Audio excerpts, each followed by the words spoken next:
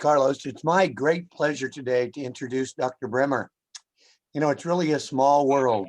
In 2001, I led a national crisis team after a shooting at Santana High School in San Diego. I didn't know Dr. Bremer then, but I know that shortly afterwards, she led an excellent research team, and it actually turned out to be her dissertation on helping students and staff from Santana High School recover. And then some years later, I happened to go to work here at NSU and was pleased to be on Dr. Bremer's dissertation committee. And she's gone on to have a very prestigious position. She's the director of terrorism and disaster programs at the UCLA and Duke's National Center for Children and Traumatic Stress. And I know of no one that could really give us a bigger picture and more insight into helping schools and communities recover after mass shootings. So, Dr. Bremer, thank you so much for being here. We're really excited that one of our alumni is able to present to us today, and we all look forward to it.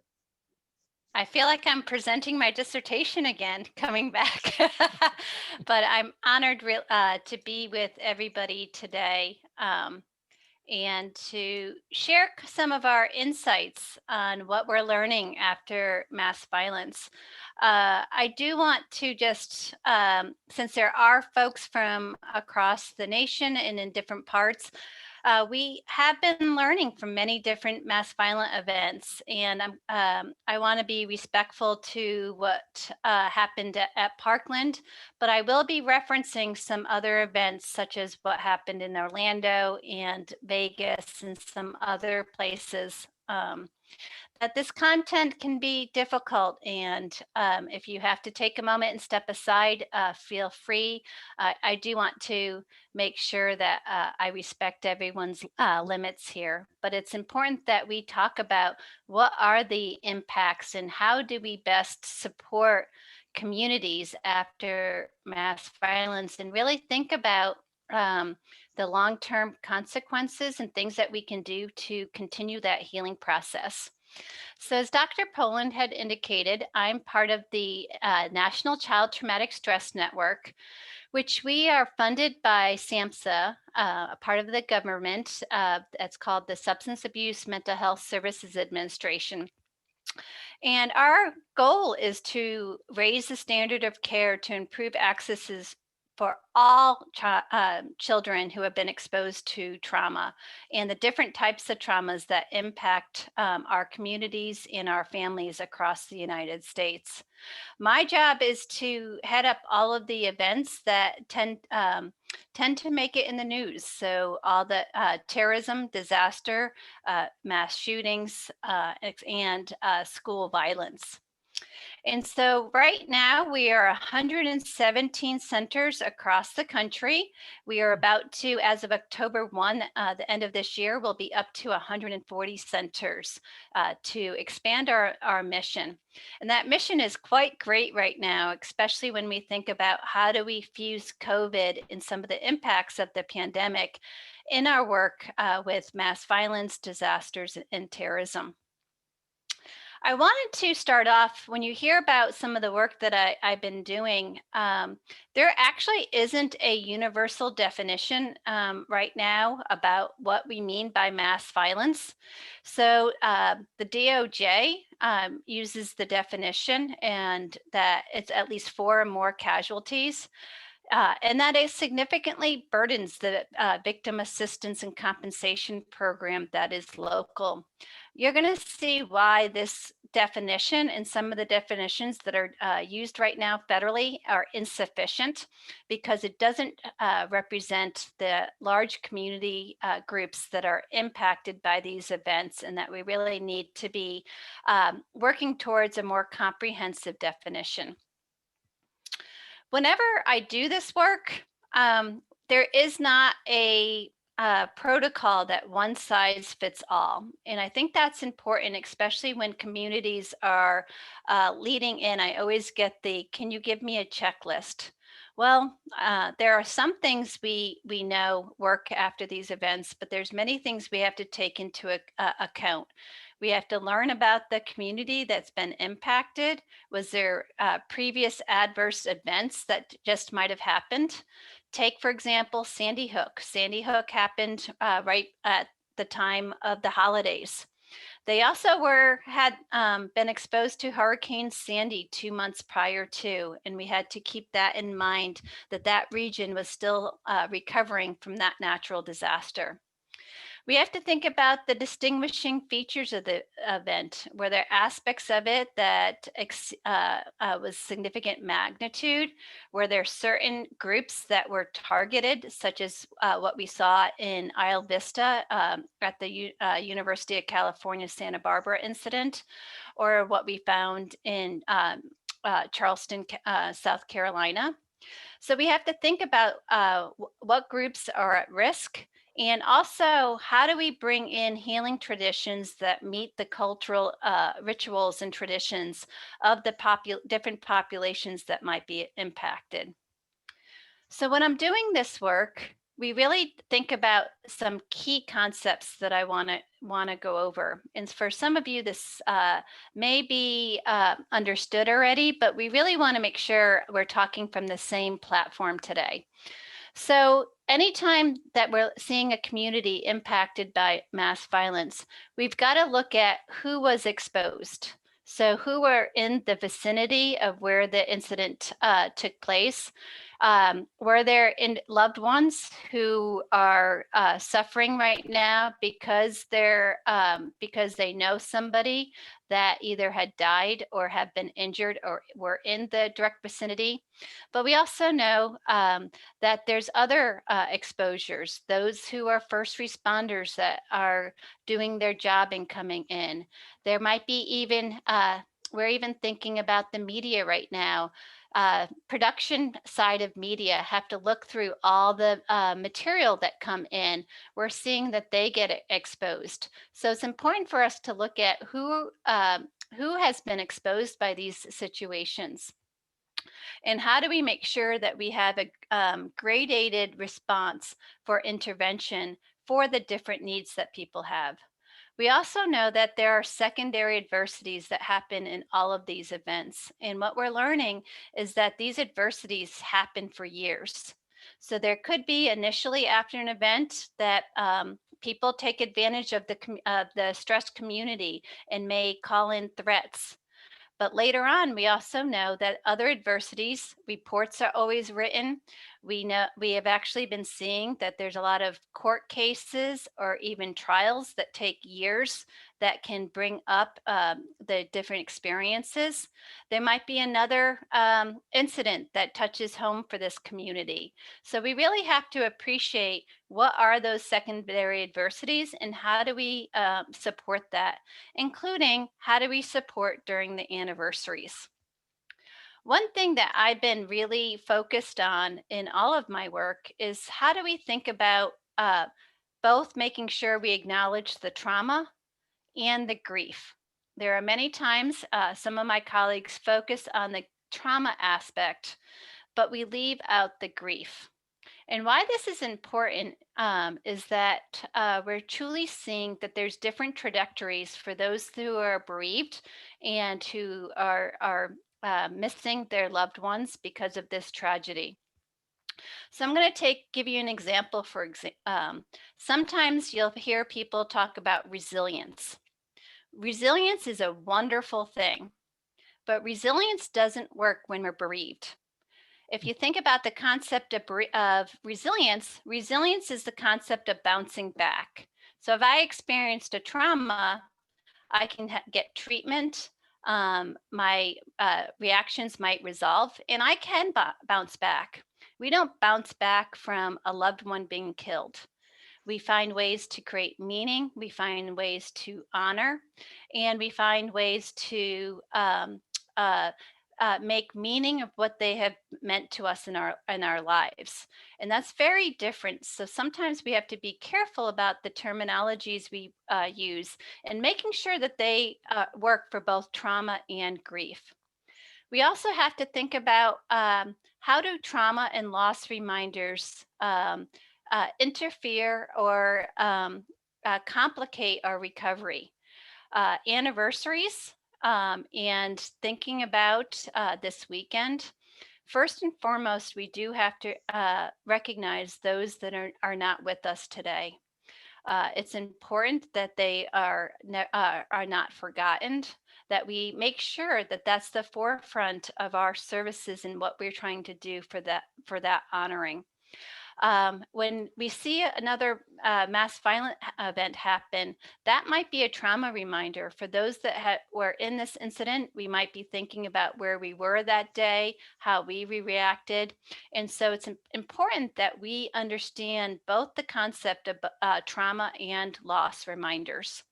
And for so many that we work with, we've got to remember that sometimes there's prior exposures that that they might have had that are playing into how they're reacting for the current events. As you guys all know, there's a lot of different psychological reactions after, and those reactions can change over time, whether we're dealing with post-traumatic stress reactions, grief reactions, depression, anxiety, anger. But we also know that these mass violent events interfere with that protective shield. There is this element that we should be protecting our kids, that schools should be protecting our those that work in it. And these events violate that. And we need to see ways that we can help to restore that protective shield, as well as the social contracts that are taking place. And frankly, sometimes the court cases that come out years later, that's really some of these court cases are tapping into how do we actually strengthen that social contract. And sometimes the way these court cases come out, there might still be feeling that there's a continued violation of that social contract of what can we do to protect our communities, protect our families and ourselves from these events. And we need to, think about the developmental consequences. And so, as we think about high school students that are impacted, are we supporting them as they go into their next chapters in life?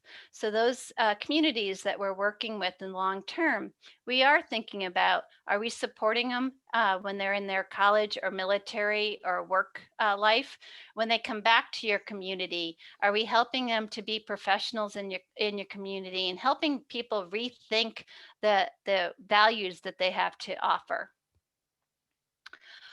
I do again want to make sure that we truly appreciate the bereavement aspects, because one of the things I keep hearing from all the communities that I've gotten the opportunity to speak to afterwards is that so many of us who are thinking that we're supporting these communities actually avoid the grief, that because of our own uncomfortability of talking about grief, we tend not to make sure that we honor, that we make sure that we incorporate those mourning rituals, and that there's an important aspect that we have to really call attention to and increase our ability to support.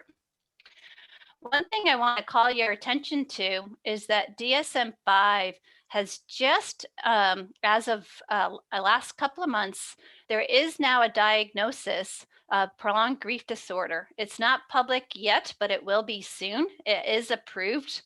So we do need to be thinking about even those in your community who might have hesitated on getting services because they weren't either they weren't allowed because of insurance purposes. They can now get, there is now a diagnosis, and you'll see the criteria here that if you've been suffering from the loss of a loved one for at least 12 months for adults or 6 months for kids, and you'll see some of the criteria here. And this is the category C in terms of at least 3 of these symptoms that will be part of the criteria. So we're excited, and there needs to be a real education to make sure that we do get individuals who are experiencing grief, who are struggling with aspects of the grief, to get treatments and services that they duly duly need. I also think it's important, anytime I do this work, there are 5 key intervention strategies that I keep in mind, whether we're thinking about the early days or we're thinking about this long-term recovery. What safety issues are occurring right now? So has there been is around the anniversary, sometimes there's a concern about additional threats. There could be a concern about other things that are happening in other communities that may be bringing up those trauma reminders. Anniversary time. We know that there is a propensity of increase of suicidality. So are we making sure, and I really do hope after this call, can you reach out to 2 or 3 people that you haven't heard from in a while who might have been impacted in one of these mass violent events, and just check in with them?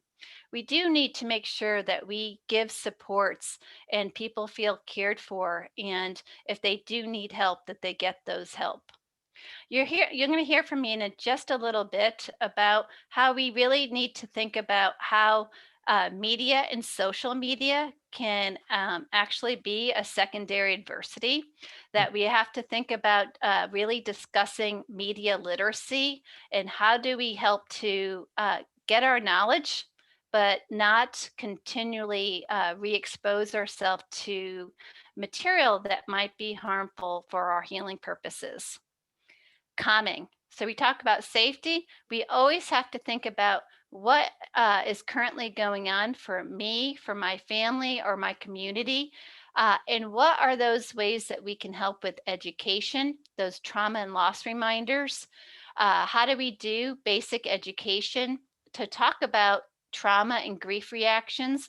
What are those techniques that can help us to reduce some of these reactions? And when do I need to get help? There's so many times we did interviews that people said to me, "There was all these services, but I didn't know if they were really for me or not." And we really do have to continue that education on when and how to seek help. We also know that every community and every individual has strengths. So it's important that we help people to tap into those strengths even in these challenging days, that we help as much as possible as we go through long-term recovery, include different voices so that that can help with policy making and decision making. And we know that pro-social efforts can really be part of those healing processes, whether we participate in interfaith services, that we participate in town hall meetings on different topics. Even the days of service and love activities really demonstrate that showing of the strength and tapping into that how do we help to heal. So we talked about safety, we talked about calming, self-efficacy, and community efficacy. It's also important that we do think about connectedness. How do we make sure? I always think about who isn't coming to the table in these communities, and why is it? Am I not? Is the people that we put in not trusted individuals, and that we might need to get other stakeholders to help build that trust? Do we need to see if some are isolating because they're struggling right now? And how do we try to show them that there are people that care and that matter? And that we really strengthen that quality of those interactions. And as much as possible, avoid or reduce some of the negative social influences. And I'll talk about that in a second. That the fifth piece that I think about throughout is hope. How do we help people to see that there is a journey or a path forward? That there is abilities to make meaning of what we experienced, that there is ways to help to create change. And I can't wait for you guys to hear some of the panelists because of the amazing work that has been done so far. And I just always think about how do we just make sure we give gratitude along the way to show people to acknowledge the important steps that people are making, or even just to acknowledge that some days are difficult and I'm here for you. When we think about mass violence, we do make sure that there's a tiered approach to interventions. We've got to have some that are community based, that are the broad based psychoeducation, that are wellness activities, that are general resiliency based, especially for those trauma aspects. That we also need to have interventions that are group based, that are trauma and grief focused. And a couple of them I will show you: skills for psychological recovery, or there is one for two for schools: cognitive behavioral intervention for trauma in schools, and bounce back. Bounce back is for the elementary, usually pre-K to fourth grade, and CBITS is for the older grades. And we have some individual based trauma interventions that are needed.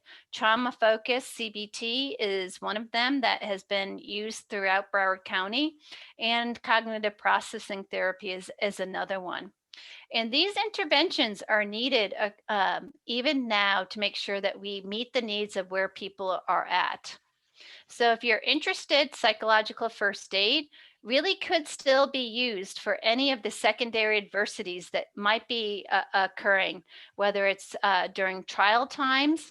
It could be because somebody has having difficulty with COVID and might have had a recent death because of COVID, but they are now remembering their experiences after in a mass violent incident. So a PFA is our psychological first aid, is something for kids, adolescents, and adults. It does help with secondary adversities. There are various translations, and we do have a school's version of it. And that PFA, we do think about how do we make sure we engage with people? How do we address the current safety and comfort? Thinking about if somebody needs support in the here and now, how do we help them to stabilize some of their reactions? We help them to think about what other practical needs they may have, in connecting with strategies that we know can help with that coping, linking with services and those supports that are needed. Skills for psychological recovery is it's a intervention that can be used by paraprofessionals. It can be used in schools or we actually have found librarians are great, or hospital systems are able to use it. It's a skills building intervention. And it's for somebody who may not need treatment or may not be ready for treatment, but are feeling stuck in their path right now. So you can get all of our manuals online, and there is an online course that you can take for free on our learning center. And so it does help us to what's kind of happening for the person right now. Are they so overwhelmed and have been avoiding doing things to take care of themselves that we might need to help them with positive activities or wellness? Are they reacting to trauma or loss reminders, or are struggling with certain aspects of their reactions that we need to help them with their current distress and help them with managing those reactions? Has social supports turned not so healthy that we need to help to rebuild those support systems in their life? Um, Frankly, sometimes our thoughts get in the way, and that are we thinking in a way that doesn't allow us to continue our journey for healing? For time purposes, I can't get into all of our evidence based treatments, but there are some really good e learning courses that you can take. So, if you want to learn more about trauma focused CBT, there is this website that will go into TFCBT. And TFCBT does have a grief component once you complete it, so that we can make sure that we have those elements to support those that are grieving. As I move forward, I did want to kind of have some of the panelists react. I just completed an NIJ grant where we looked at 10 different mass violent events, and we looked at the short and long term impacts of these events. And are there things that we could be doing better? And that was some of the what I was asked to do today is how can we continue to improve in making sure that we do the best for these communities that need healing. So I will not be talking, though we talked with folks from Parkland, I will not be adding that today because your panelists will be able to speak about it. But we had some incidences that were from the school, directly impacted a school, and there are a few others that impacted a community, but I can tell you those school districts were definitely also impacted in these areas. So I have to say, we have to do a better job of appreciating and supporting the overall impact of the community in its healing process. There are so many different quotes of even just having to attend the funerals and honoring young people who had their their future life, that how life changing this was for so many in the community, even if they weren't directly impacted by this, and that we need to help people with that. So much we heard that the impact on our leaders, the leaders, whether they're mayors or school principals or superintendents, they talked about how they had to respond as they were really trying to adjust what happened to their in their communities, and how we need to make sure that we support our leaders so that they make informed decisions that we can help them with. Here's some best practices that we've learned in other places. What would work for you? And personally, what can we do for your own healing journey?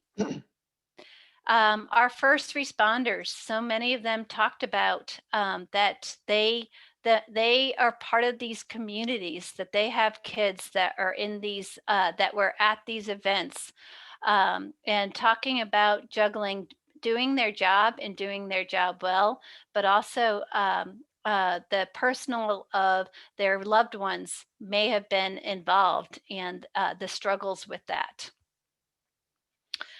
Um, our high school students, who are now adults in many cases, really talked about how this has really impacted them developmentally. That some of them had talked about that, frankly, they just kind of got by those first couple of months, especially those who are juniors and seniors, and that sometimes their reactions are really understanding what has happened to them didn't actually occur until years later. And so in this case, it really hit home for this person who in her sophomore year, when she really started to realize that I need help. So when we really have to think about how do we support our youth that go into as young adults as they go into college? Are we making sure that they know how to access college counseling? Do we encourage a connection between college counseling and what's being done in your community? Um, do we help those that might be going into the military or even in the workforce?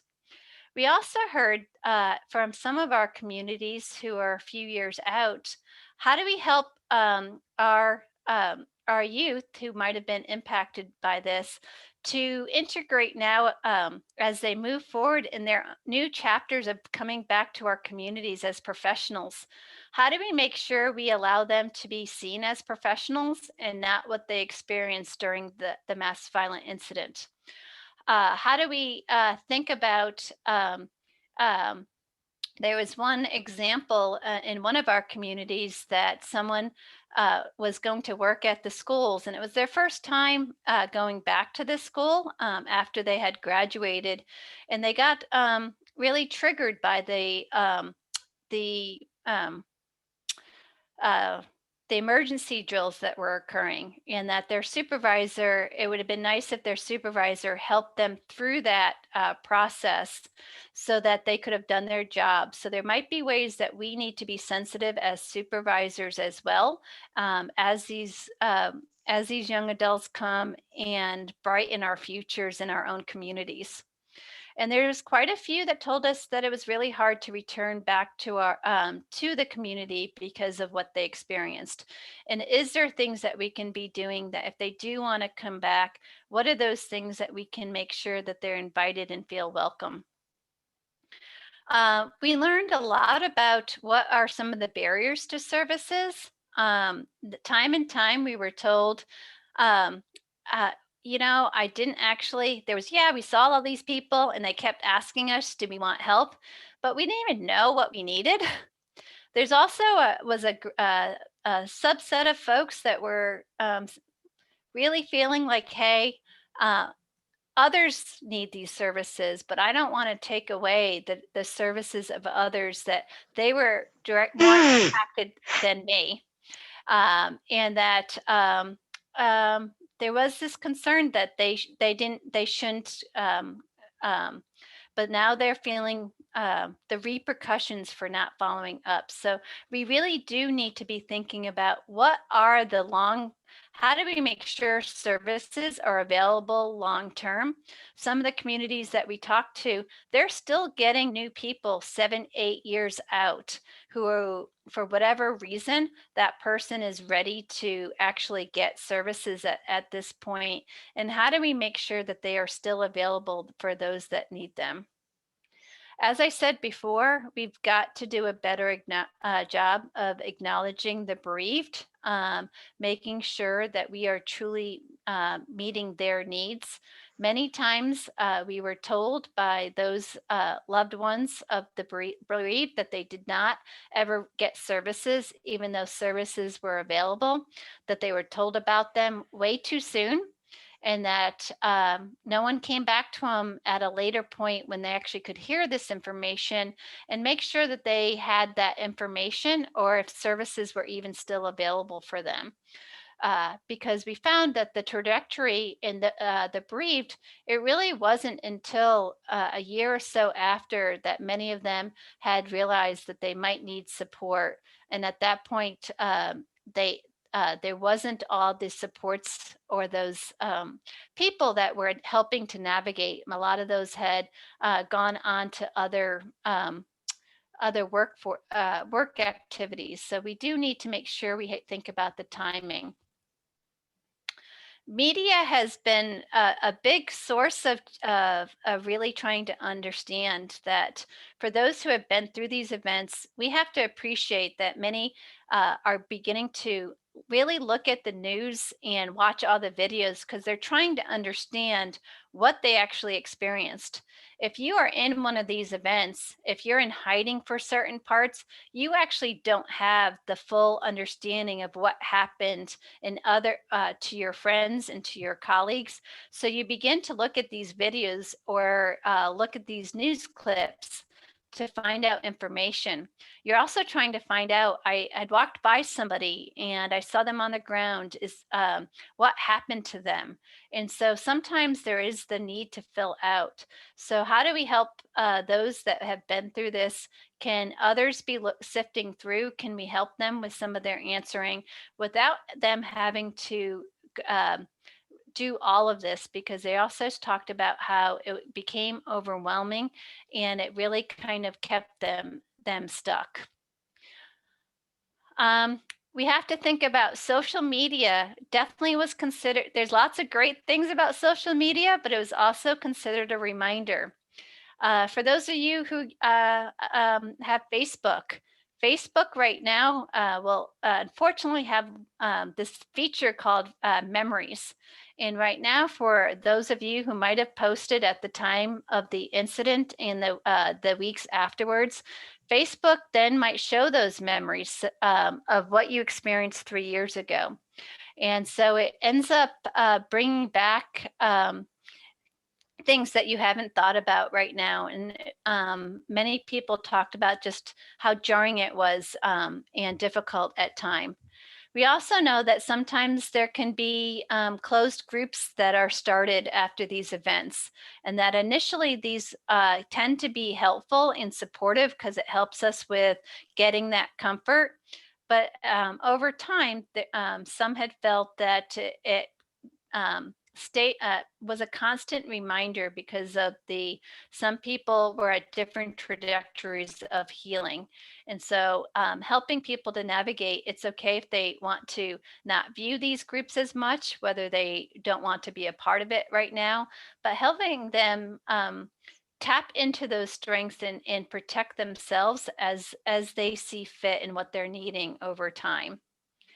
Um, Now, it was quite clear in all of these incidences that when the media gets it wrong, just how disturbing it is. And so there are sometimes real facts that keep maintaining years out that are just 100% wrong, and how it's hurtful. And so it's important for us to, whenever we support, what are those facts that are important for us to hold on to and make sure that we don't continue to uh, communicate some of those things that really are not accurate.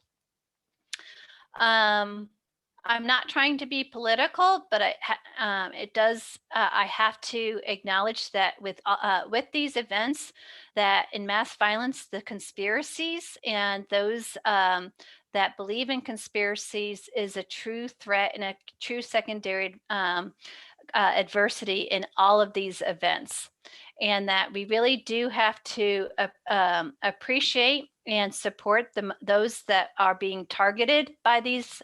We have to make sure that people change their privacy settings, and that we understand and support those who might be targeted against those who are really being targeted with or even just some of the discussions that this conspiracy groups communicate are really painful. They're really hurtful. I can tell you that many of our police chiefs that we interviewed talked about that these conspiracies start reaching out to these communities within hours of the event. So it happens quickly and it happens consistently, even over time. And that even in social media, for those again who are on Facebook, there is a part of Messenger on the left-hand side that allows you to see messages from not friends. Well, that's where people can be posting about their beliefs that might not be consistent with yours.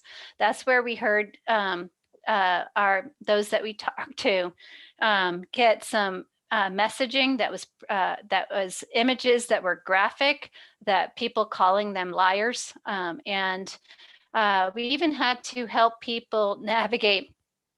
I never take away people's right to communicate, but how do I make sure that they are prepared for people reacting more strongly about things, and that they might actually um, react in a way that you won't even believe? And how do we protect people or make sure that they can cope with potential anger that they might be hearing, including this one where someone just posted about he's a murderer, and really got some strong feedback that not everyone agreed with that concept, which was shocking to this person. We have to also think about the role of mental health providers. That us that do trauma work doesn't make us trained to be a responder in mass violence. That we have to really think about these aspects, including how to deal with grief, how to deal with the specifics of aspects of mass violence, so we do a better job and that we aren't part of the problems. And I do have to say that we learned by those events that did have a perpetrator still alive, that the criminal proceedings, sometimes communities feel that this is a time of healing. And that isn't always the case. In fact, it was more the case not than are. And that these trials can actually take a long time. that that it can bring back a lot of these reminders, and that some of the aspects of the trials and how the perpetrator acts may not give the comfort. And so this is another time period that we need to support communities when this happens. So as I conclude some of my remarks, I just really think it's important that whoever you are and why you came here, I hope you're taking care of yourself. Since I do work a lot with schools, I do have to remember my ABCs and thinking about, are we aware about just how anniversaries or our current stress levels? Are we monitoring kind of what's happening in ourselves? Are we creating balance? Are we making those connections that are important to us? And so a couple of us have really been taking on this PRN framework. Just like a doctor tells you to take your PRN medicines when as needed, I want you to think about, how do you think about taking care of yourself as needed?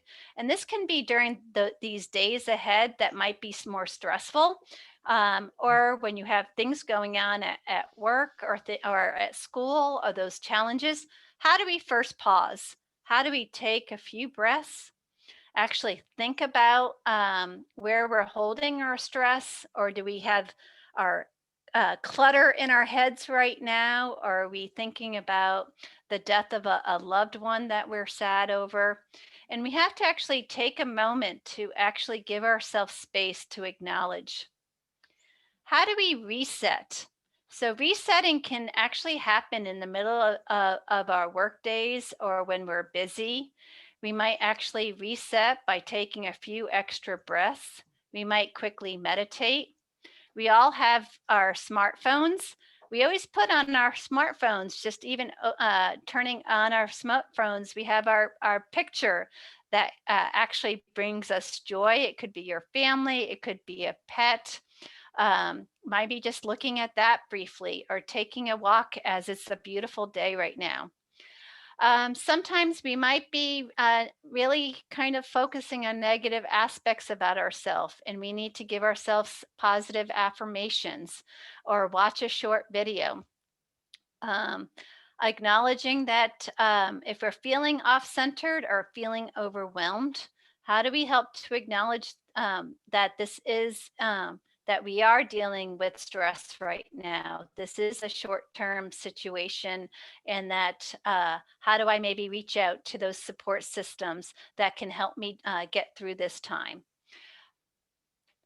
And so you have that reset, and then you have these nourish. That nourish is when we have a little bit more time. How do we think about and acknowledge those things that are rewarding or meaningful? It helps to bring that mind, body, heart, soul, and spirit, and helps to replenish us.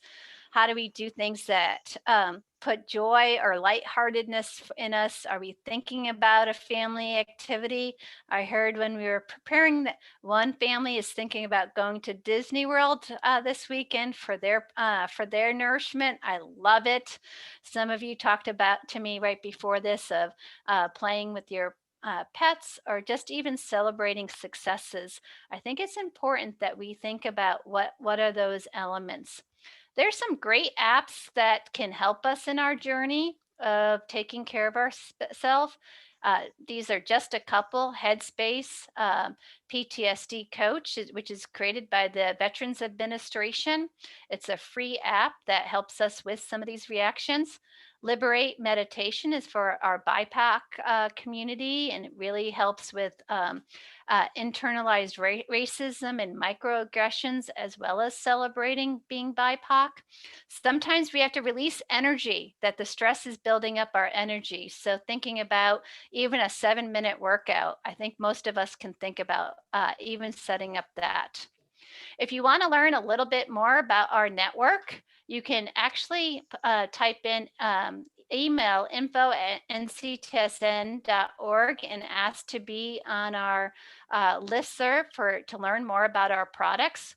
All of the resources are on our website, which is the www.nctsn.org. And we have an e-learning course, take away the www and put learn. And we have over 300 courses that are all for free on our e-platform.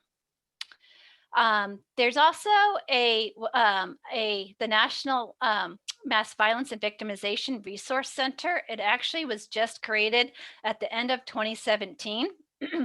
They actually have a new mobile app for mass violence survivors that was just released on January 6th.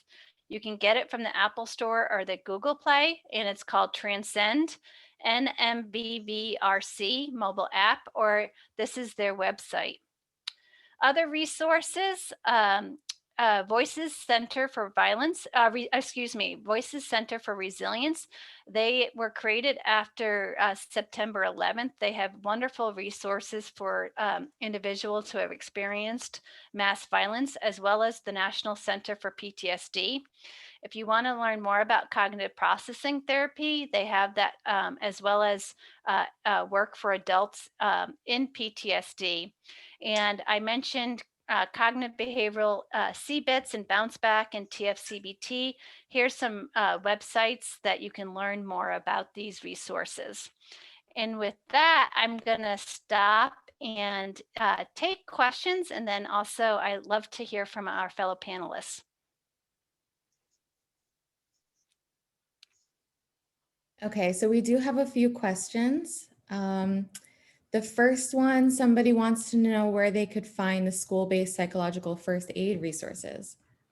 Absolutely. So if you go to the www.nctsn.org, that is, and just type in the psychological first aid for schools field operation guide, you'll that and all of our appendices are all free. The learn.nctsn.org, we do have a course on psychological first aid, so you can learn more about it. I would say that we are just in the middle of updating it, and that update will be available by April. So I wouldn't do it today, but it will be a 5-hour course, and we will have a specialized module by the summer for school-based, how do you adapt for PFA for schools. The SPR e-learning course is available. So if you learn.nctsn, if you want to learn about skills for psychological recovery. Okay, the next question. Someone said that their company works with schools and organizations to know how to respond to threats on mass violence incidents. They're working on a reunification plan for the day of the incident and also a recovery plan that will address items such as short-term and long-term care needed for victims in the community. So in your opinion, who is responsible for having this recovery plan? So it is required by public schools that they have a school safety plan. And that school safety plan is something that the Department of Ed has what's called a TA center. It's called the Readiness and Emergency Response Team. It's called REMS. I will put it in the chat in a minute because I always get the acronyms wrong. But it's the Readiness and Emergency Management for Schools. If you go on there, they have tons of tools of how to think about all hazards. And it includes also how do you think about reunification? How do we think about recovery services? The the PFA for schools, we also talk about how do you think about memorials. The other group that has some really great work is the National Association for School Psychologists. They have a curriculum called Prepare. And I know that they've just updated, I think it's their third update, but again, they do a great job of making sure school districts think about from an all hazards perspective and what do we need to bring into our school districts so that we really support both students, staff, as well as parents. Okay, and somebody else wants to know, what about dealing with the aftermath, such as school shooter drills? Absolutely. So, a school shooter drill, if they've been through these incidences. Absolutely. Part of what, when we have worked with a school that has been through a school shooting, we have to think about and work with that school district of doing initial modifications of those drills. Because if we did the drills like we did before, people aren't ready for them. So may need to be um, modifications where you just talk through the process at first. You might not use a bell, for example, which might be the way that it started. You might then go by classroom by classroom. So there has to be working with the teachers, with the administration, and parents about how do you begin to reintroduce these. We don't want to say you shouldn't do them, because we never know when an emergency is going to happen, but we do have to do them from a trauma informed perspective. I do know that REMS group, just as of yesterday, had a modification of how do you think about drills even in this time of COVID. And they had some great ideas even in that resource that was just released yesterday, that would be helpful modifications even for school districts that have been impacted by a school violence or other type of trauma in their school.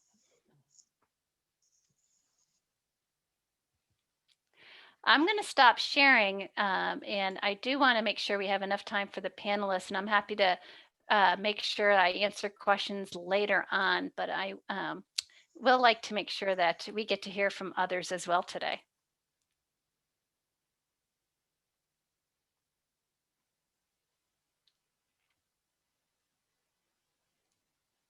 Well, Dr. Brimmer, on behalf of everyone listening today, I want to thank you so much for all the important information you've provided. I teach crisis intervention in multiple graduate programs here, and I've taken many notes and have always tried to include the great resources at the center. And I would like to also say that the interview that we did with Dr. Brimmer will be in the next newsletter for the Suicide and Violence Prevention Office. And Dr. Perez, I believe we have a small token to thank Dr. Bremer for her presentation today. Yes, and then we also have one of our students, Diana, who's joined us, and Dr. Bremer on behalf of NSU. On behalf of NSU, we'd like to award you with a token gift and thank you for what you do for NSU. So here you are. Okay. And you notice on this medal, there is a statement in Latin, always learning and serving. And you certainly reflect this. And with our student and our faculty, we thank you for your leadership in this very important cause. Thank you so much. We're very proud, Dr. Bremer, to have you as a graduate of our program. And Dr. Perez, you had a few poll questions. And shall we have those before we go to Dr. Cash and the panel? The first question is, I am here today as a student, NSU alumni, MSD alumni, MSD parent, educator. You can select more than one. Parent, other. So we're just hitting 35% of the individuals voting. I'll close up in a few more seconds just to get to know who's here. I'm going to close up in 5 seconds. 5, 4, 3, 2, 1. Somebody wrote in school counselor, educator.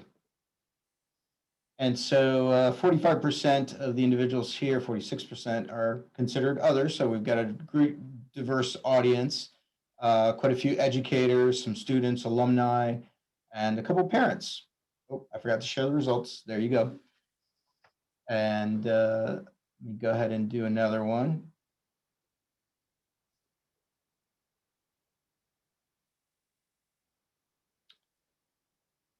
And the question here is, have you responded to help a school community after a tragedy?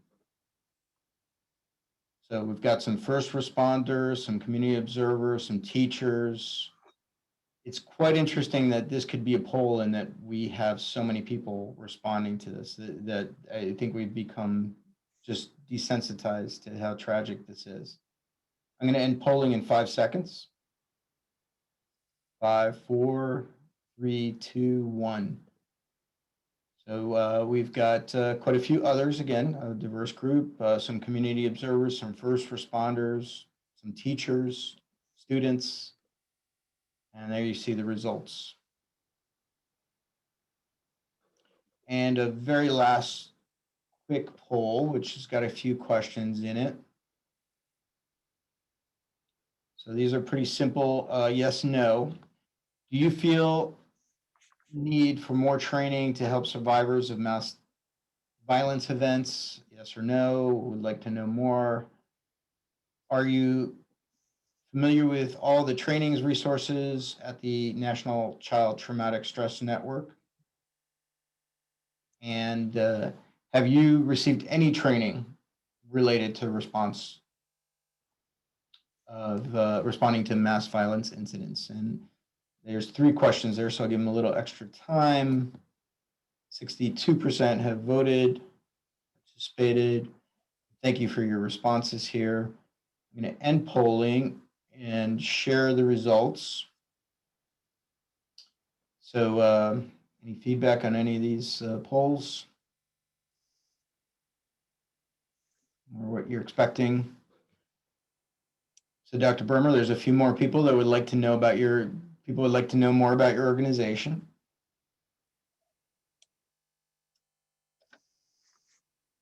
And let me stop sharing results. And just so you get a little feel for who's here. And should we go ahead and introduce our panel, start our panel, or do you have any other final words? Well, again, Dr. Bremer, thank you so much for everything you've shared with us today, and certainly the ongoing struggle for families and communities. And I know that all of us are thinking of the 17 families at Parkland that lost loved ones as we approach that 3rd anniversary. And I'm very glad that you talked about the importance of self-care. I think we could argue that may never be more important than it is in the midst of this pandemic. And I saw one poll that said 1 out of every 3 of us lost an American to COVID-19. So it is truly a time for self-care for everyone. And I'd like to turn it over to Dr. Cash to introduce the panel members as we go on with this important program this afternoon. Thank you, Dr. Poland, and thank you so much, Dr. Bremer, for your fascinating and informative presentation. We really appreciate your being here, and I'm delighted to have the opportunity. By the way, my name is Gene Cash, and I'm a professor in the College of Psychology at Nova Southeastern University. And it's my privilege to be the moderator of this panel discussion. And so the first thing that I'd like to do is to ask each of the panelists, and I will ask them in order, to tell us about yourself and tell us about your experience or experiences with the Parkland tragedy. So Dr. Caproni, would you go first, please? Sure. Can you hear me okay? Yes. I'm Pete Caproni. I'm an associate professor at NSU's College of Psychology, the school psychology program. I'm also supervising and consulting school psychologist at NSU's University School. A little more than 3 years ago, I was part of the NSU team of faculty and students who responded to the next door middle school, West Glades Middle School, and another nearby school. This was the first time that I had experienced this kind of a situation, and I think we all found it very painful, difficult, and challenging. One of the things that I did take away, though, was an incredible respect and being inspired by the kids particularly, and some of the faculty we talked to, in terms of how they were attempting to help themselves and help each other, get through this situation. I feel very privileged to have been able to come in and provide some assistance at that point in time. Thank you, Dr. Caproni. Dr. David Feldman.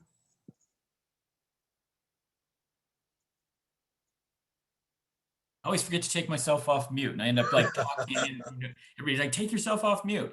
I'm Dr. David Feldman. I'm a licensed psychologist, and I am the associate professor and coordinator of the clinical forensic psychology concentration at NOVA. I've only been at NOVA for about a year and a half.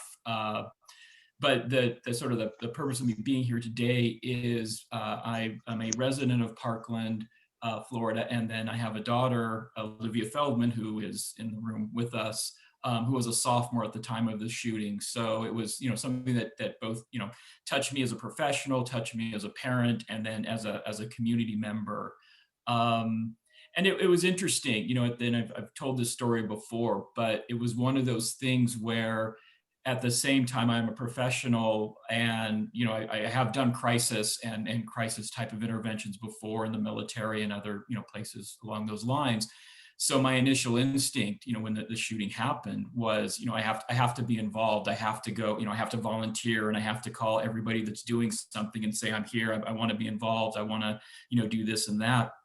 And talking with a colleague who very wisely, when I was telling her all the stuff that I was doing or trying to get involved in immediately after the shooting happened, she kind of said, hey, Dave, slow down. You can't do this. You're a parent. You have a daughter who thankfully survived, but you've known these kids since kindergarten, since first grade. You're too close to this. You've got to be dad right now. You can't be the mental health professional. You can't, take this all on yourself. And so it really was sort of a, as a both a parent and a professional to kind of learn that there really is that boundary, and that, I really did have to recognize I am too close to this, and I do need to back off, and I do need to really focus on being a parent and being dad. And there, thankfully, there was a lot of other people that could take on the role of practitioner and clinician and do some of those things that certainly needed to be done. And we're very grateful for that. There was that community outpouring. So that's kind of was my experience. And then sort of again, being in the community and being a parent, and and these were friends of my daughters, and so these were kids that they're not kids anymore, they're adults now, but these were kids that would come over to my house, and I would see all the time, and just to see the changes in the recovery as time went on was very, very interesting, very emotional as well. Thank you, Dr. Feldman. And hopefully also to be eventually Dr. Feldman, Olivia Feldman. Hi, I'm Olivia Feldman. I was a sophomore at Marjorie Stoneman Douglas during the shooting. I lost my teacher, many of my classmates, many of my friends. I saw too many things that no kid my age should have seen. I'm here to talk more about like the student perspective of everything, to give you guys my insight, and that's kind of, yeah. Thank you, Olivia. And finally, our last but not least panelist, Dr. Irina Kasi. Good afternoon. My name is Irina Kasi, and I'm an assistant professor in the College of Psychology here at Nova Southeastern University. I have been with the university for a little less than a year. And before my employment here, I worked for one of the local school districts just north of Broward School District. I am a Parkland resident, and I was a Parkland resident when the tragedy happened. My children are much younger. At the time, I had a daughter who was in preschool and a son who was in kindergarten when the tragedy happened. So again, my perspective is a little bit different. I didn't know anyone directly who was directly affected by the tragedy, but certainly was among the group of parents that, were also overwhelmed and affected by what has happened. And unlike Dr. Feldman, my first response when I had an opportunity to be a first responder to the strategy, I thought, I was young, I haven't had a lot of experience responding to crisis, let alone crisis of this magnitude. And also being a member of the community, I thought, can I be an effective responder? Can I support families, teachers, children in the best way possible? And I had to consult with some of my colleagues and eventually felt the need that, I should go, I should respond, I should be there for my community. And so I had the privilege of being one of the first responders in the middle school, West Glades Middle School in Parkland. Thank you, Dr. Cassie. First, we'll start off by asking the panel, anyone who wishes to respond, a question that essentially was posed by Dr. Brimmer during her talk. And that is, what do you feel should be done to do a better job of preventing school tragedies like Parkland, and a better job of responding to school tragedies like that, or other tragedies as well? Who'd like to speak first? I'll go alphabetically. Thank you, Pete. I just want to share that I believe one of the most powerful ways that we can honor the loss and suffering of the victims of this tragedy is to make changes that are designed to make sure it doesn't happen again. How to make those changes and what those changes are, of course, is the difficult part. I think first and foremost, we need to beef up our ability to assess risks and threats in educational settings, in school settings. Dr. Dewey Cornell has done a real good job in terms of proposing a model for threat assessment. The idea of see something, say something, hear something, say something, needs to be part of every school's culture. The idea here is that we can never hope to prevent every difficult situation with a student, but we can certainly strengthen and maintain a culture of shared risk and community responsibility. I think moving more toward how we can prevent these school shooting tragedies, a couple obvious points are that we need to increase the students' access to quality mental health care in the school setting. And this is where our school psychologists, our school social workers, our school counselors can come in. All of these people right now are underfunded and tasked with non-mental health tasks that keep them away from doing some of this mental health work that needs to be done. A side comment here is something that Dr. Brimmer had talked about, and that is that there's a lot of stigma in terms of accessing mental health. And how we go about changing our school cultures to modify that is very difficult, but very essential, to look at. I'd like to talk about one third point, and this is a broader point, more of a universal prevention idea. And it really stems from some of my work in Dade County Public Schools in the vocational and technical schools. I really see that in the last several decades, many of the programs for creative arts, performing arts, and career and professional development have been cut in our public schools. And I think these are some of the areas where a student who may not be as academically excelling as some other students can find their niche. And I think when we start to narrow the places where a student can find their niche, we start to set a groundwork for alienation, disaffection, feeling not part of things, feeling not having a role or a purpose. And even though all of these things don't necessarily, produce a violent situation, I think they can underlie the resentment and anger that is part of the source of this.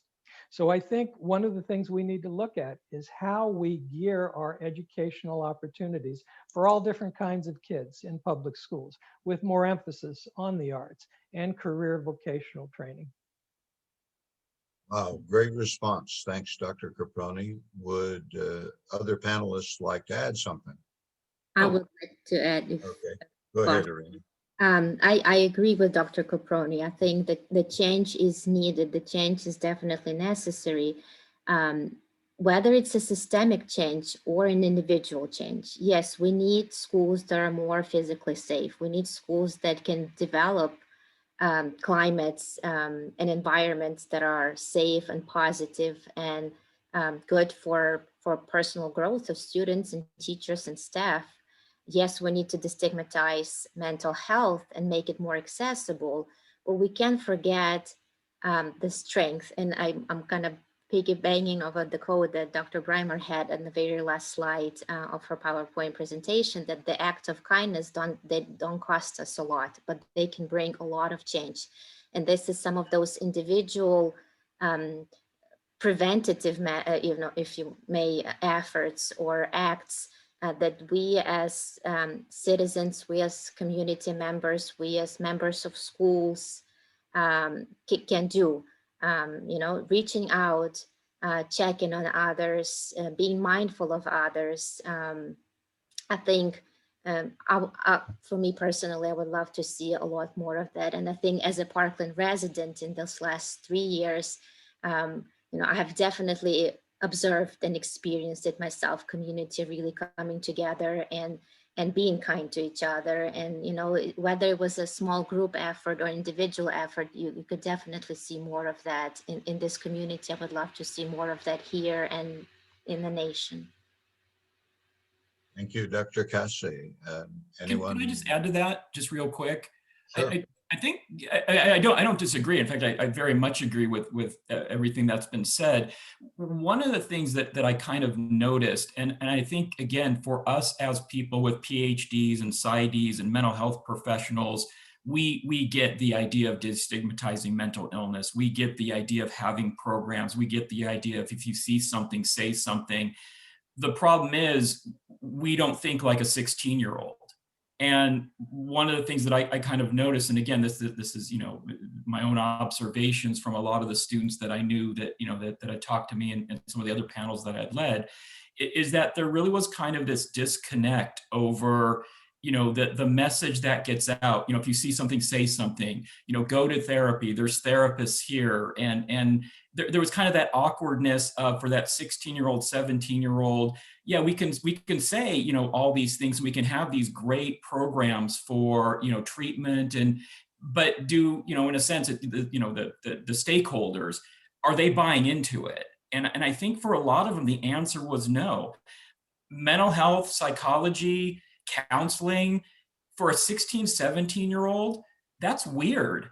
To have people walking around Douglas, and Olivia, you can pipe in here because you were there, but this is stuff I heard from some of your friends, to have people walking around the MSD campus going, do you need to talk to someone? Do you need help? Do you need to talk to me? No, you're a creepy old man. I don't want to talk. You're kind, and what did the students really respond to was the therapy dogs. That they really like the idea of it's not an adult. It's not, somebody asking me a lot of questions. It's just, something that I can just kind of react to. And I think having more training, I think having more education, I think, putting those things in place in schools and destigmatizing mental illness, those are great things, of course. But we have to be thinking about how do we implement it at a level that 16-year-olds, 17-year-olds are going to buy into for sort of the emotional and sort of cognitive level that they're at. And Olivia, what's your student perspective on this? So I have a couple of things I want to talk about. So the first thing is the code red drills protocols, which is like the school shooting drills that are implemented at every school, which is kind of basically turn off all the lights, hide in a corner where the door, you can't really see the door, and that's pretty much all we're told. And in January of 2018, during the shooting, before the shooting, we were actually told in assembly that we're going to have a completely accurate school shooting. There was going to be actors with blood on them. There were going to be mock bullets being shot in like hallways. There's going to be police officers running around. We were told all this was going to happen by the end of the school year. So no one knew really when it was going to happen. So actually the day of, when somebody ran into my class after being shot, half of us were like, are you just an actor coming in here with like ketchup on you? Like, is this being serious? Half of us didn't even think it was real. And that was horrible because who knows if people actually thought it was real or not. And there was other situations that happened that day that led to it just being a one and after each other being like leading to it being a tragic event. But another thing I wanted to talk about is, like my dad said, people being pulled out of class randomly and being asked to talk to people. I was one of them, my boyfriend was one of them, my friends were a couple of them, and they would just pull us out and have us stand in front of our classroom or go sit on a bench and just be like, oh, do you want to talk about like what happened? Like, how was your day? And they would just be like really awkward because there'd still be people walking past you. There would still be, you know, your class that's going on that you want to go and pay attention to. It was just a really awkward situation. And I did not like that. It took me a while to even want to go to therapy after because I felt so uncomfortable with the way I was being treated at school with those therapists. So it was just like I didn't really like that. And another way I think we could prevent future school shootings is obviously, you know, more security, more bulletproof stuff. But I also agree with my dad where I personally would never have reached out if I saw something, even if that led to, you know, there being another school shooting at that age. I really wouldn't have because I wouldn't have wanted to be wrong and be embarrassed. But that's just me personally.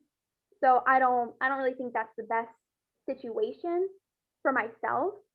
So Thank you, Olivia, for pointing out something that I think is really critical, and that is the importance of avoiding re-traumatizing people who are already traumatized. It's so easy to do that in our haste and desire to help. We don't always consider the impact that it would have, the potentially negative impact on somebody who is already traumatized. We have a lot of questions that I have for the panel, but Pam, do we have questions from the audience at this point? We do. We have a few. So the first one,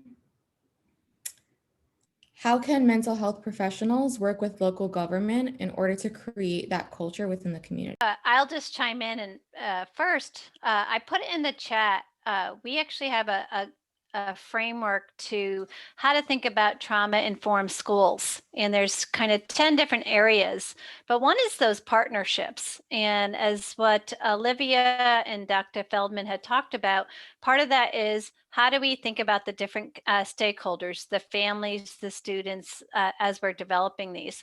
But how do we think about partnerships that schools need? There are other child-serving systems that are in play, and who are all the folks in our community that touch the lives of kids?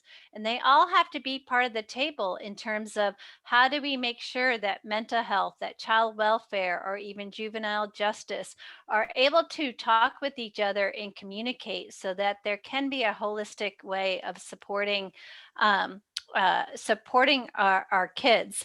And I think Beverly in the chat talked about what I think it's Palm Beach is doing, that there are a lot of, maybe it's, I'm sorry, it was right before that, that Palm Beach has different resources that are available that are connected to the school district. So there's local mental health professionals. And so I think we have to be thinking about and pulling in all of these resources and making sure that they are aware of each other, that they talk to each other, and that they're developmentally appropriate. And I think the last thing I would say is that we have to have that tiered approach. Sometimes we jump into the hardening after these events, such as the cameras, but going back to Peter's comment, this, if we want to prevent school shootings, we have to think about creating a culture of kindness, of support. So how do we make sure that social emotional curriculum is started from an early early age, and that progresses developmentally, so that those are a part of our culture. If we want to, as Peter was saying, we've got to think about how to do screening or assessment so that we identify. As Olivia said, it's not like kids are saying, "Hi, I'm in help. I need help right now." We have to actually find those strategies of checking in, and then and making sure we're doing that early risk. Are we monitoring, for example, that data we already collect in schools? Those kids who all of a sudden stop coming to school, or who kids grades have just dipped. And have we checked in? Is there a reason for that right now? Has something happened in your lives? And can we help you kind of navigate that versus just letting them slip? And then do we have those supports, whether it's at the school or in the community? Livy, I can't agree with you more that just because we have programs in schools doesn't mean everyone feels comfortable getting those in schools, but you should have options, and they should be options that work for you. And if I just have one other second, there was another comment that I, both in the chat and the Q&A, that are so critical, and I briefly mentioned them, but after these events, we do know that suicide is something, and that there are additional individuals that die by suicide after these events. And there isn't, unfortunately, a question was in, there isn't a systematic how many, because sometimes they're not even labeled as suicide. But in my work, we do know that suicide happens. It happens around this anniversary. And one of the things that Dr. Poland and I did really back in 2001 is, how do we build a system of reaching out to one another so that there can be outreach, trying to get supports as much as possible. And that suicidal risk is not just student suicidal risk. They are adults who had either a loved one that was directly impacted. It's some of our first responders. It's something that we have to truly take more seriously in the response role, and something that I am very strong, where I educate a lot about the suicidal risk. So I'm glad that it's been brought up by a couple of the panelists. So I'll shut up now. Thank you, Dr. Bremer. And yes, suicide prevention is critical, especially after a traumatic experience or tragedy. And I love the ideas of the culture of kindness and the early social emotional learning. Any of the other panelists would like to respond to that question that was posed? If not, do we have maybe one more question, and then I'd like to have the panelists give some final words. Yes. There was so- just a question to Olivia that I, in the chat. I was wondering if you could grab that one. Did you see yeah, it? so there have actually been a few to Olivia, so I guess I will combine them into one. You're very and I- popular, Olivia. yeah. So people would like to know how you would have liked to been introduced differently to those mental health providers at Douglas. Maybe would it be easier if they develop rapport with you first? Maybe if they gave you an open door policy instead of approaching you. Some other things that were said. And also, are there programs at your university right now to educate students on that? I'll leave it at that. Okay, so for the first one with the rapport and all that stuff, so there was actually, right after the shooting, they did have in the library a whole area where you could go and get therapy, and it was open door and it was all your time. And my mom actually convinced me to go one day because she could tell I was really struggling. So I went, and I told the therapist my whole story, everything, cried a bunch. And then she said, okay, I will come and get you next Tuesday and we will talk more. So I was like, okay, great. And then next Tuesday came and went. The next Tuesday came and went, and nobody ever came and got me. So I was devastated, and I came home and told my mom, I'm not going to therapy ever again. That was it. I don't ever want to hear it. And so then eventually my mom later convinced me to go to another therapist who was amazing. She was great, but the last time I ever saw her, she asked me, she had this whole paper she wanted to give me, and it was basically like, would this thing matter to you in a week, in a month? And you're supposed to like fill in the blank. So I said, all my friends and family dying in another tragedy. I said if they died, but I really meant if they died in another shooting. And she was like, okay, would this matter in a week? I'm like, yeah, obviously it would matter in a week. Everybody I love is dead. And then she's like, would this matter in a month? And I'm like, yeah, it would still matter. And she basically kept going in a year and 5 years. I'm like, yes, it would still matter. And I could tell she felt uncomfortable asking me. So I was wondering, why are you asking me this stuff? Like, you can tell my situation is not the same as if someone has anxiety about an upcoming test. Like, obviously it's a whole different situation. So I think for me, that did not help. So that was the last time I ever saw her. And then I ended up finding a really wonderful therapist who helped me beyond belief, and I still want to talk to her to this day. So I really think it was difficult because there's so many people who wanted help that it was hard for them to maintain, who needed it more, who needed it less. And weirdly enough, a lot of people who were in the building where it happened, like me and my friends, we actually weren't prioritized over people outside of the building. More people outside of the building were the ones who got the therapy, had people come to them, whereas we really didn't get that. So that was kind of hard to deal with because I never really got the opportunity to have somebody come to me like some of my friends did. And then what was the other question? About if you've seen any services or any groups at your university right now. I go to University of South Florida. We do have like therapy, a mental health center and everything, but it's not that it's directed at me. And it has been extremely hard coming here and living in a dorm where people above me are making noise, people are running in the halls, screaming, yelling, and it's been really hard for my PTSD to have to deal with that. And I've emailed housing, and they're just kind of like, I don't really know what I want you to do. Like, you can move rooms, but we can't really help you that much. So it's been difficult. There hasn't really been that much help, but there is a mental health center. Okay, thank you very much, Olivia. And Carlos, are we going to be able to get Robin on Zoom? 1 second. Okay, while you're doing that, let me mention the person to whom I referred. We have a graduate of our clinical psychology program, Robin Cassell, who was also a graduate of Stoneman Douglas and who worked with us during the crisis, who presented with us last year at the MSD Strong, and who is now on Zoom after just recently delivering a child. Robin, tell us about yourself and what's happening. Hi, not just recently, like today, like a couple months ago.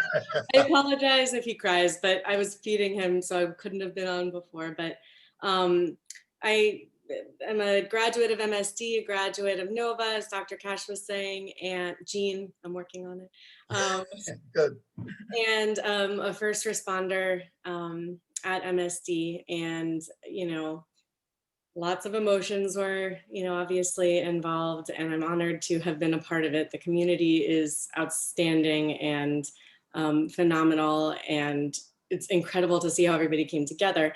And Olivia, thank you for sharing. I was writing in the chat, and that's why they had me pop on, but thank you for sharing like the reality of like, yeah, who is this creepy old person? I don't want to speak to you. Like, that's super awkward. And one of the things that I was saying was, I wonder if it would have been helpful, and you tell me, Olivia, because you were there, you were in it, to have maybe mental health providers organically kind of within extracurricular activities, so that if stuff comes up organically, you could kind of talk it out and you already know each other. You know what I mean? What are your thoughts on that? I actually would 100% prefer that.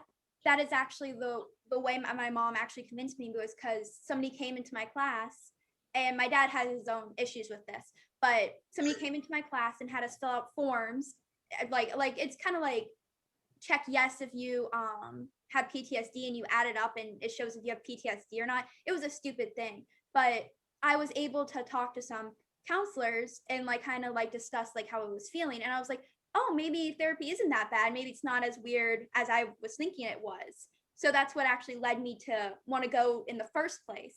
So I definitely think doing it more organically rather than just being pulled out of classroom is a billion times better than how it went.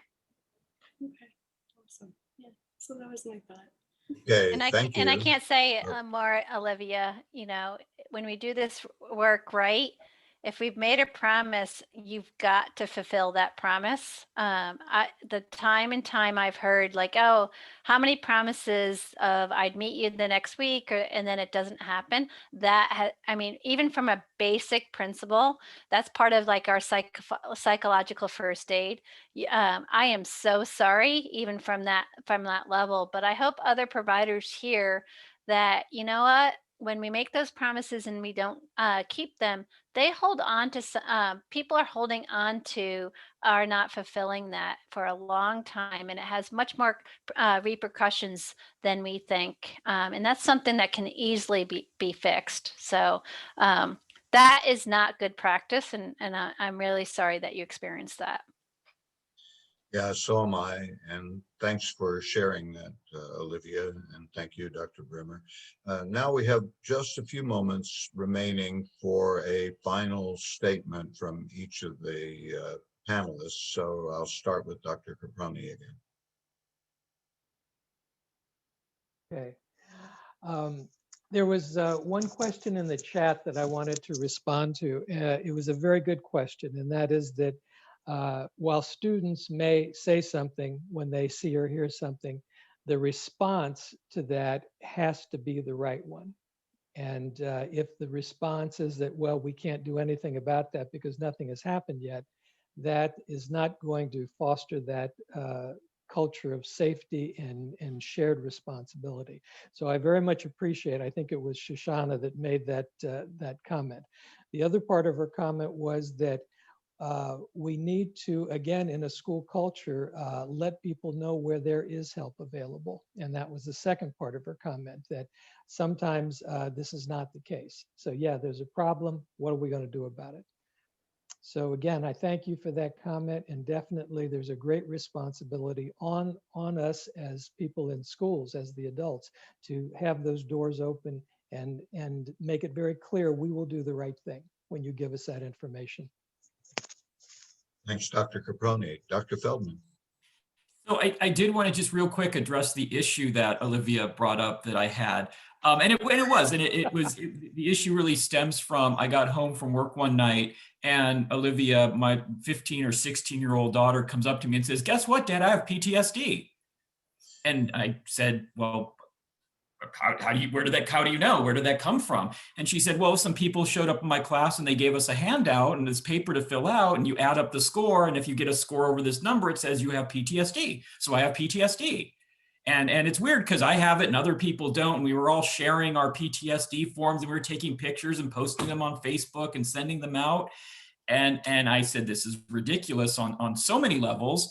And I called the school to find out, who gave this test? Who, what are you doing with this information? I mean, does my daughter now have a PTSD diagnosis on her records somewhere that, when she applies for a job, or where is this going? What are you doing with this?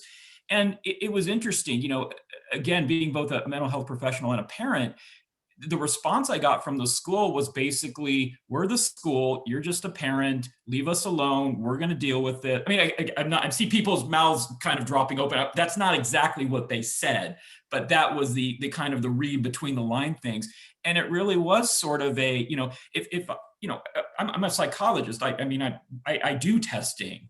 And if that's how they're treating me, and if that's how they're just kind of blowing me off, and I kind of know the questions to ask, I mean, what is that doing? And apparently there was no supervision. I mean, it was just, people showing up and doing this little handout test thing, and then students going off with the score. There was no follow-up. And I asked the question, was this for diagnosis? No. Was it for treatment? No. Was it for research? No.